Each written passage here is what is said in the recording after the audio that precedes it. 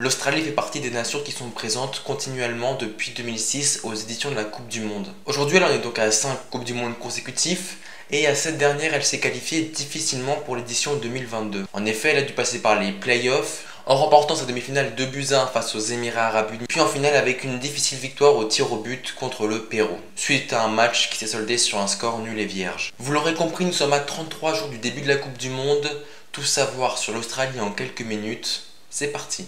Et n'oublie pas de t'abonner. Et rejoins-moi sur Insta aussi. C'est la 6e participation de l'Australie en Coupe du Monde. La première remonte en 1974, mais il faudra attendre 2006 pour les revoir enfin en Coupe du Monde. Mais ils ont beaucoup de mal en Coupe du Monde, notamment à passer les phases de poule. En effet, leur meilleur résultat est un 8e de finale obtenu en 2006, et depuis impossible de passer ce stade. Pourtant, ils ne font pas de mauvais matchs, à l'image de leur match en 2018, sur une défaite dans les dernières minutes face à la France ou encore un match nul contre le Danemark, mais ils n'ont jamais réussi à franchir le cap.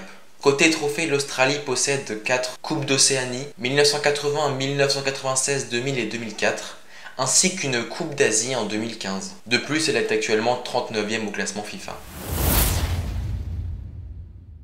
L'effectif australien reste très correct malgré que la légende australienne Tim Cahill ait pris sa retraite en 2018 juste après l'échec en Coupe du Monde. Avec quelques personnalités telles que Godwin, Moy, Wright ou encore bien évidemment Matthew Ryan, l'Australie a des atouts. Matthew Ryan qui d'ailleurs est le capitaine de cette équipe depuis septembre dernier. Il sera donc capitaine pour la Coupe du Monde au Qatar qui est personnellement sa 3e Coupe du Monde. C'est donc une consécration pour l'ancien gardien notamment de Valence, Brighton ou encore la Real Sociedad qui joue aujourd'hui à Copenhague.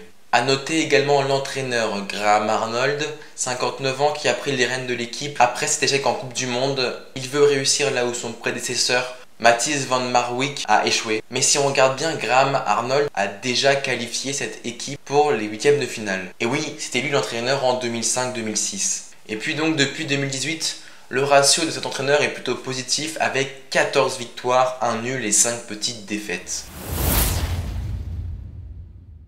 Le groupe D, vous savez, est un remake du groupe de la Coupe du Monde 2018. Avec donc, comme je l'ai dit lors de la vidéo de l'équipe de France, le premier match de la Coupe du Monde 2018 qui était donc France-Australie, qui s'est joué à Kazan, remporté difficilement par l'équipe de France 2-1 qui avait eu du mal à rentrer dans la compétition. Là, c'est une équipe presque inexpérimentée qui va s'aligner devant les Français. En effet, seuls 3 joueurs de la composition de France-Australie 2018 ont été titulaires lors du play-off contre les Émirats Arabes Unis en 2022. Moy, Beich, le latéral gauche et bien évidemment Matthew Ryan.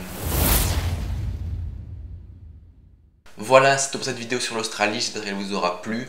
On se retrouve demain 17h pour parler du Danemark. En attendant, n'oubliez pas de vous abonner, de liker et de partager cette vidéo. On se retrouve très vite, prenez soin de vous. Ciao!